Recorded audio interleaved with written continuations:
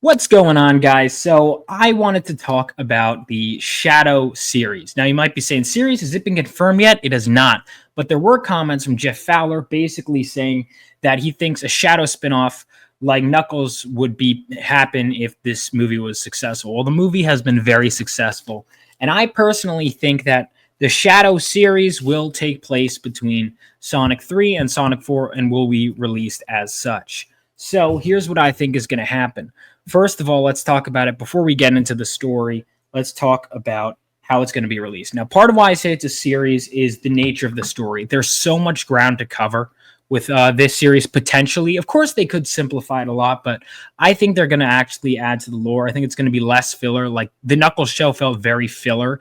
I don't think they're going to do that here. I think they're going to go all out. They're going to double down, especially seeing all the love that Shadow. Now, I also think you have the number one movie in the world. Now you have a streaming service. If you want to convert those people to streaming, yes, some might have come over for Knuckles, but I didn't. But for a Shadow show, I might get Paramount Plus. You know what I mean? I think a lot of people would too, so I think it's really going to drive up the numbers, and at the end of the day, that really matters. And it'll keep up interest if you have weekly episodes that they're coming back to. Now, those weekly episodes have to be better received than Knuckles, which is why I think there's going to be some really major developments from a plot standpoint and a lot of stuff that's going to make the fans really happy. So let's get into that. I was doing a lot of heavy research. Actually, I have a notebook. Hold on a second. I have a notebook that I've been taking notes in all day, getting through. I've been putting a lot of effort into this video and into what I think is going to happen. And I determined that I think it's going to be a series. And I was making lists of characters, who's most likely, who's less likely to show up, and all of that stuff.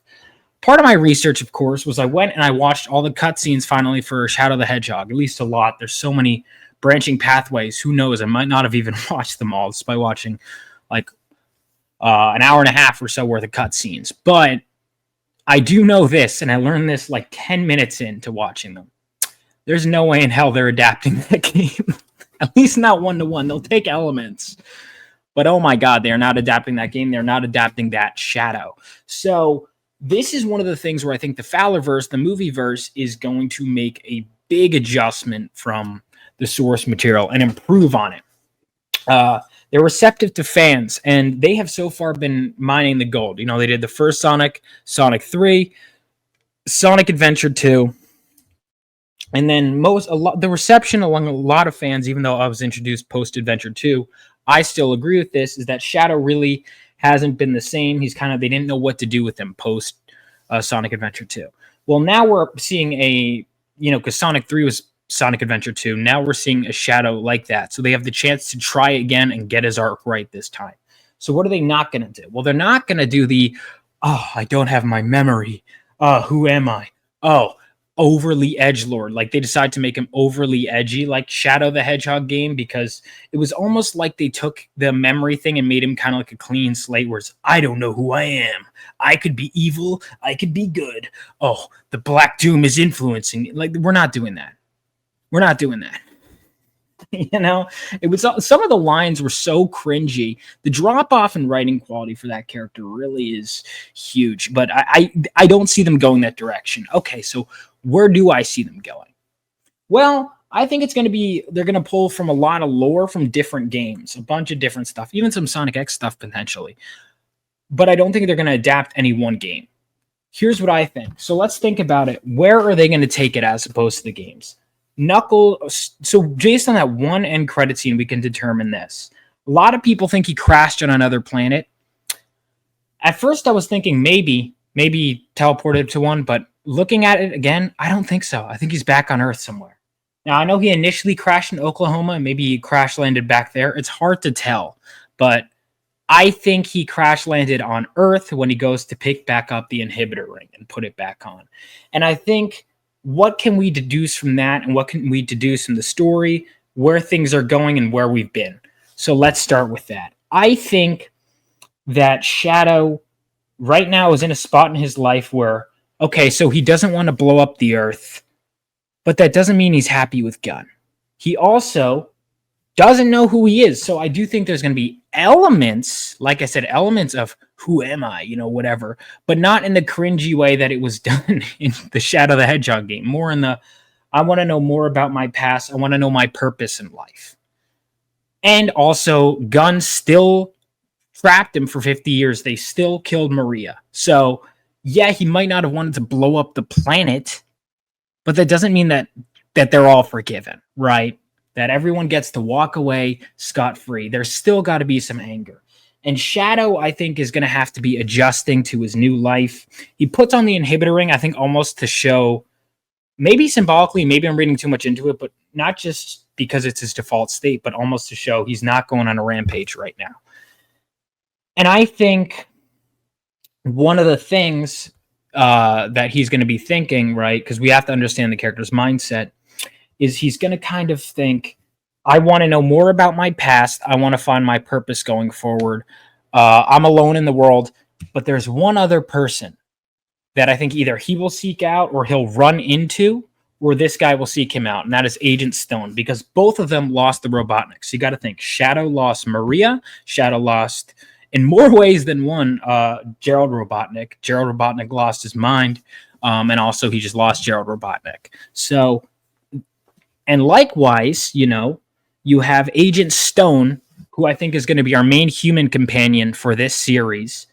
Much like how Wade was with the Knuckles series, I think we're going to see Agent Stone is going to be the human companion with Knuckles for a myriad of reasons. His technological skill for part of it, and then also I think he has the connections necessary that Knuckles needs, and emotionally, they're both looking for a new purpose in life now that they've lost it all. They've lost the Robotniks. They find a kindred spirit in each other, and they kind of confide in each other. So now we have our main duo for the series, at least to start with. So what do? Well, I've thought about a million different scenarios, and at a certain point when I was theorizing, I was like, all right, dude, I'm not writing the whole story. Although, of course, if they paid me, I would be, be honored. But my writer's personality was taken over, and I'm like, all right, let's just theorize, predict what we think is going to happen. So I think that they're going to meet up, and they're going to start kind of putting the pieces together. And Agent Stone, who has no purpose in life because he was a sycophant for Robotnik, kind of takes a liking to Shadow because Shadow also knew Robotnik, and he almost takes on Shadow's purposes as his own. What is Shadow's purpose? He wants to get answers from Gunn. And I'm thinking he might even try and do it in a non-hostile way to start with. But then Gunn responds with hostility because Gunn is like, you guys almost tried to wipe us out. We don't trust you. We don't trust Sonic. We don't trust anyone. So conflict breaks out, and I think Shadow has to kind of get away. He has to get away. They cannot restrain Shadow because they are just outclassed. And that's when I think things are going to get interesting. So I think Agent Stone might have potentially gotten some information on Project Shadow via the hard drive. They're going to work together to infiltrate and learn as much as they can about Project Shadow and Shadow's past to get answers about Maria and Shadow, right? That's what they're going to do. And that could lead in so many different directions. I couldn't even fit them all in this notebook, or at least I didn't write them all. But I think one of the main things that's going to happen is they're going to find some figures. But someone else, I think, is going to show up. Let's talk about which characters we think are going to show up. So I think, basically, Rouge the Bat will make an appearance, and I think E123 Omega will make an appearance. I think by the end of this series, we are going to have Team Dark, and I think Agent Stone will pretty much be a member of Team Dark. And I also think by the end of this series, they will be working with Gunn. So Gunn is going to be basically the main antagonist of the series, and by the end, they will kind of work together. How do I think that's going to happen? Well, here are some theories. One is, like I said, I think the main setup for the series is Shadow and Agent Stone infiltrating, and they're basically doing an investigation, which is why I think episode to episode is a good format, because it's like we learn a bit more this week, then this week, then this week, then this week. It's kind of like they're investigating and diving deeper into Project Shadow, learning more and more about the world and the lore. And the thing about Project Shadow, even though it's not going to be one-to-one with the games, we already know that, is it intersects with so many different levels of the Sonic lore that you could introduce a lot of stuff. And Shadow intersects with a lot of characters. Shadow almost has like his own world, right? So here's what I think is going to happen. I think Rouge is a character that could have been in the third, but ended up not being it. I think they're going to have to put her in. And I kept thinking of all the different ways for Rouge to go in. Maybe she fits this way. Maybe she fits in that way. I don't know, but I'm going to throw out some theories for how Rouge is going to show up. We'll do it character by character. Rouge, theory number one. So Rouge works for Gunn, and the government was introduced as a government agent. Well, that might work in the games. But one of the problems with the movies is that we kind of established that every time so in the Sonic world, there's humans and there's the anthropomorphic characters, and they kind of just coexist. There's normal parts of everyday life, right?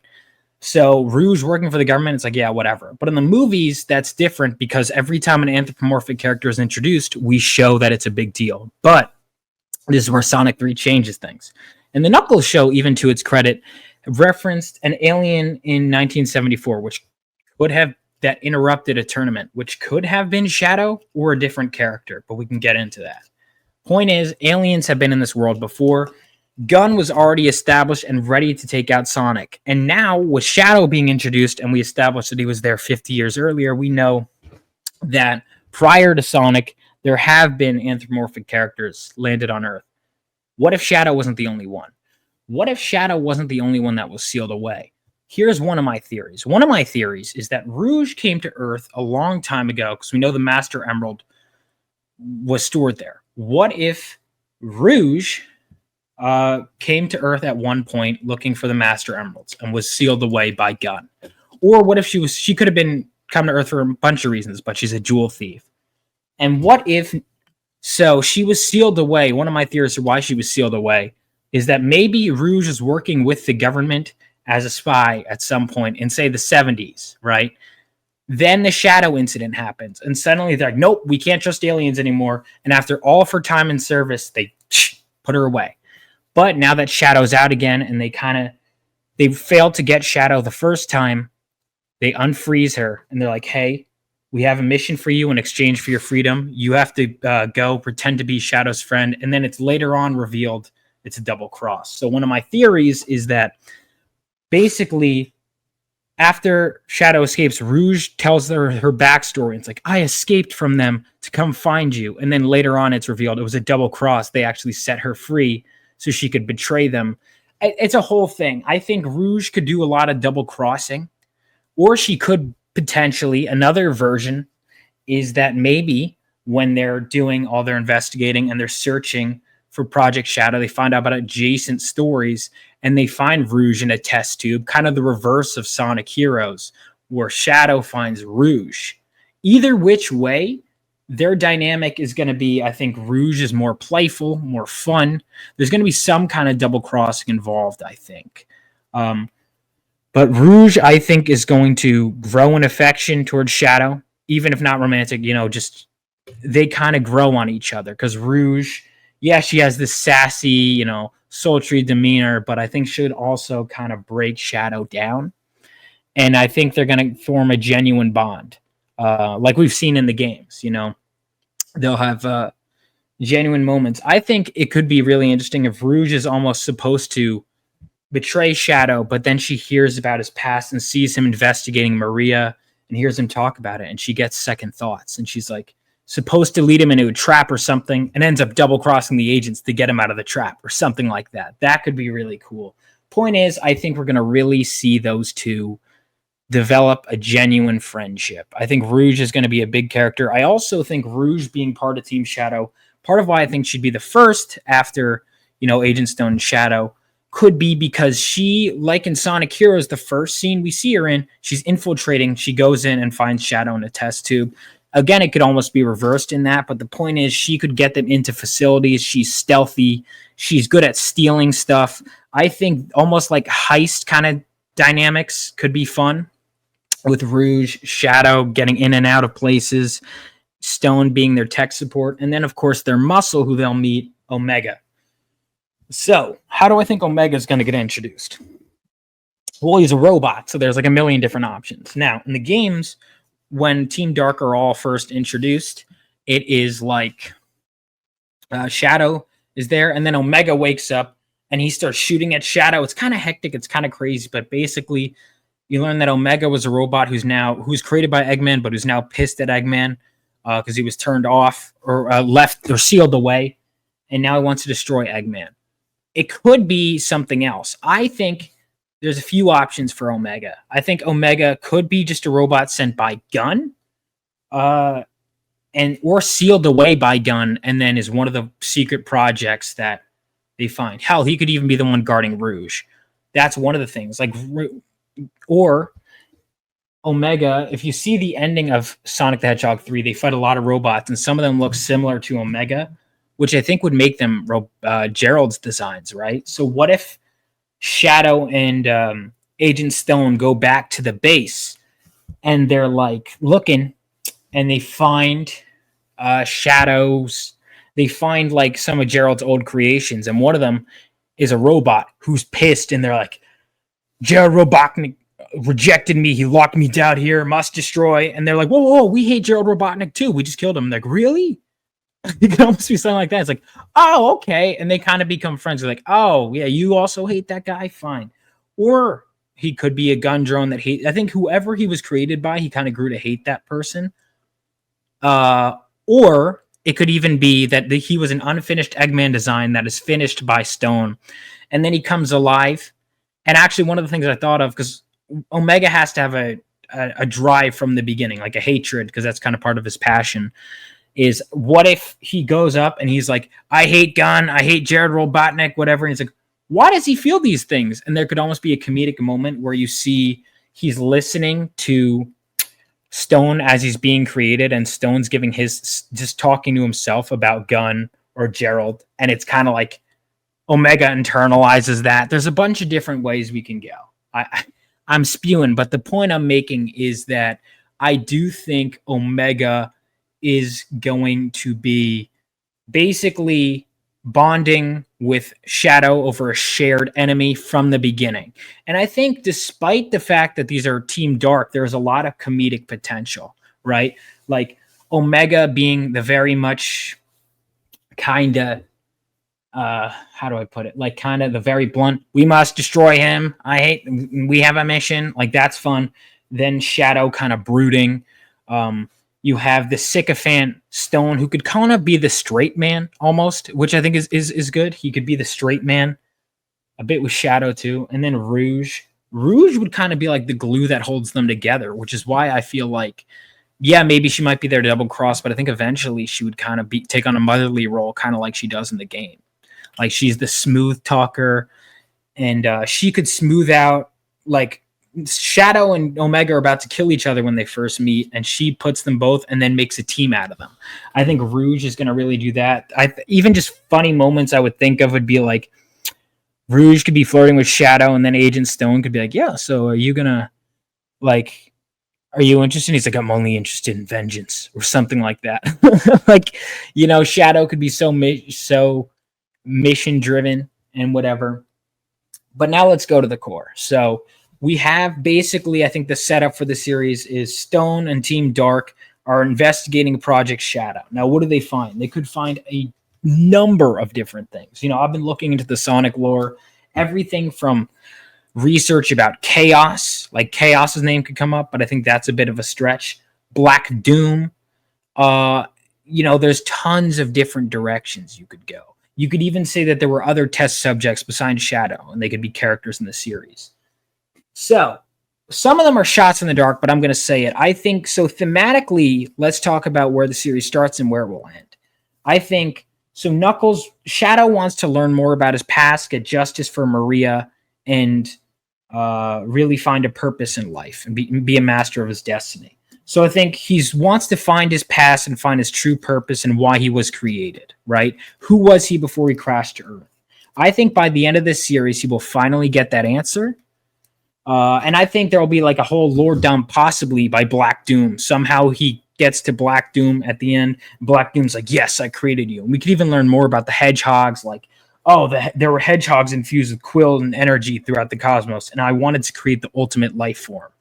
Maybe we could learn more, and it could even tie into the Sonic stuff. Like, this could be general lore about the planets that we learn, but how it pertains to Shadow would be he wanted to create the ultimate life form. And he goes, Shadow, I sent you here to do this. And it's like, are you ready, like, to take over with me? And Shadow's like, no. And he's like, what do you mean? You finally found your purpose. And Shadow, almost the friends he made along the way, make him realize that there is something worth living for on Earth and that he doesn't have to be a conqueror. He thinks back on the lessons he learned from Maria and just defies his original creation, because one of the Maria things, she goes, you could be whoever you want to be. Earth is your home. And Shadow basically takes the lessons he learned from those people, from Rouge, from Omega, from Stone, from Maria, and uses that to reject what was his true calling and his true identity. And he fights with his new friends to defeat Black Doom, including Gunn. He works alongside, and they all team up in the end to drive off or possibly kill Black Doom. But if they drive him off, that could set up future stuff. But regardless, he basically decides, no, what is his true purpose? His true purpose is to be a hero. His true purpose is to be a protector, not to be a weapon or the ultimate life form. He wants to be a friend to his new friends. He wants to forgive Gunn and those people. And he wants to make the world a better place. And I think that's going to be his ultimate character arc by the end. So that's my thought. That's what I think is going to happen. Now, there's some other ideas I had along the way. So I think if we're going through test subjects, one interesting one to do along the way that they could find that could possibly also, like, one idea I had was like, okay, what if they locked Shadow away, but they wanted a Shadow they can control? Now, in Sonic Heroes, there's a part where you see a lot of clones of Shadow. What if they find a clone of Shadow, but the twist on it is that it's Mephiles? See, I don't think we're going to adapt Sonic 06. We already saw what they did with Iblis in the Knuckles show. I think if we see Mephiles, it could even just be a little Easter egg. It could even just be a fight where they find a messed up clone of Shadow who's really powerful but unstable and had to be sealed away. And they kind of learn that there are reasons for things sealed away. So Gunn had some legitimate security concerns, but they went about it the wrong way. And I think that's part of how they heal.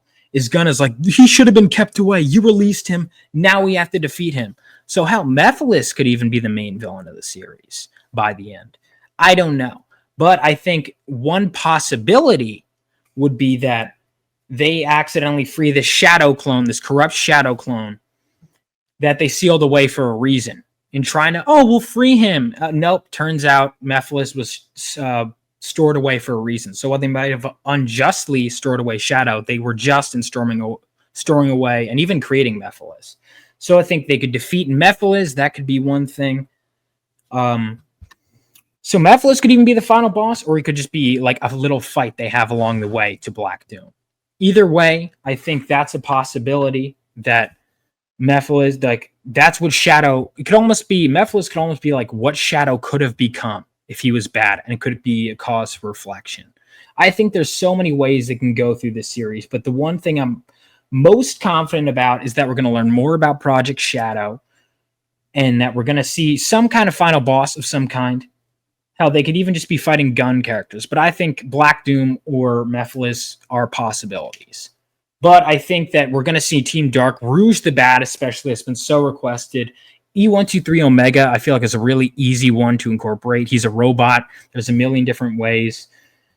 But I think we're not going to see Sonic at all in this series. I think this is going to be, and possibly, who knows, maybe this will even, they might not be in Sonic 4 at all. But if they are in Sonic 4, Team Dark will have a minimal role. And it'll be like, we're with Gunn. But it would be a minimal role, I think. I think by the end of this series, they're going to be working with Gunn. Who knows? Maybe Black Doom is something they find out at the end of this series. And season 2 could almost be, we're sent off to go fight Black Doom. And maybe they're in space during the events of Sonic 4. I don't know. There's a million different possibilities. But again, my overall thought is Shadow is trying to discover his past. He learns about his past, but decides to reject being the ultimate weapon and life form because the friends he make along the way and also Maria convince him basically in being better, in being a protector, being a friend. And he learns how to be almost human in a sense, or like Earthlings. And I think Rouge could have a similar arc where she wants that fun. She wants to be a treasure hunter, and she kind of learns She doesn't have to be a loner. She can have a family. E123 Omega could go through an arc where he learns, he doesn't have to just be a cold machine, that he's almost learning that humanity has good in him. Like, he comes out ready to destroy when he first shows up, and he learns to protect.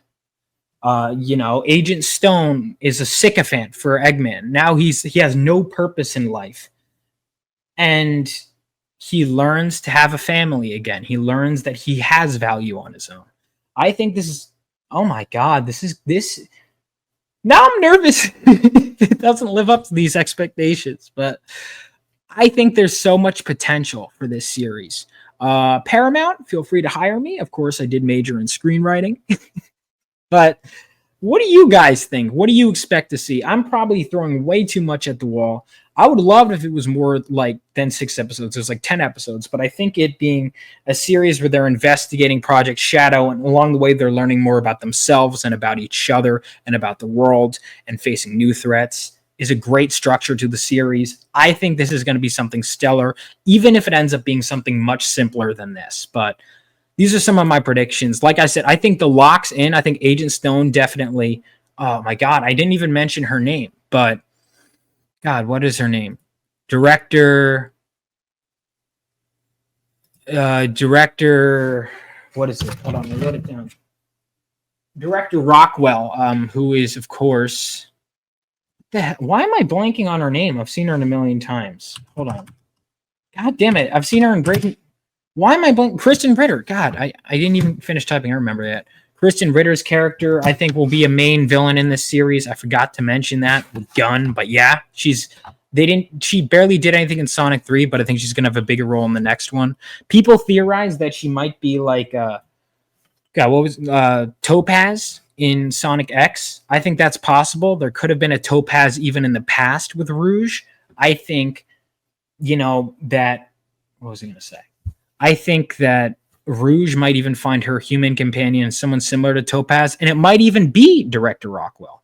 I don't know. There's so many different possibilities, but with just the Shadow stuff alone, there's so much to work with.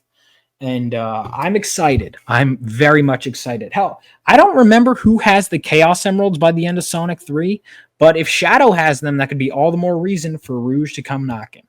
But regardless, that's my thought. And I do think Shadow will use a gun in this series. Several guns. He might even steal a motorcycle. And I think we'll see some Eggman technology. But yeah, those are my thoughts. I think we're going to get something really, really special here with with Shadow this series. Even if it's not everything I said, which it probably won't be. I think we're going to get something really special. And if you like this, if you have thoughts of your own, make sure to comment them below. Make sure to let me know. And if you like the way I think and the way I talk and the way I write, if you want to hear some of my writing based on how I'm kind of mentally writing and talking about this like a writer, then you're in luck. If you go to my website, Rebel Oasis Studios, you can get a copy of my comic book, Phenomenova Issue 1. And if you go to globalcomics.com and look up Phenomenova, that's the name of my comic book. You can read the first 10 pages free, and then with a subscription, you could read it, or of course, you could buy the PDF for just $5. Either which way, definitely check out my work and let me know what you think about it. I'm really curious, and I want to keep writing that story. So if I can't write Sonic stuff, happy to keep writing my own stuff. Either which way, writing as a fan, this has been fun. It's been really, really fun. And of course, if you're watching this video when it just comes out, January 3rd, 2025, the campaign for Phenomenova Issue 2 will go live. So again, you could probably find that through a link on my website, rebeloasisstudios.com, the crowdfunding campaign for that book. So if you're interested, definitely make sure to check it out. Check out Issue 1, check out Issue 2 if you want to. Either way, guys, thank you so much for watching, and have a great rest of your day. Peace out, and let me know what you guys think. I'll be seeing you in the next video. Goodbye.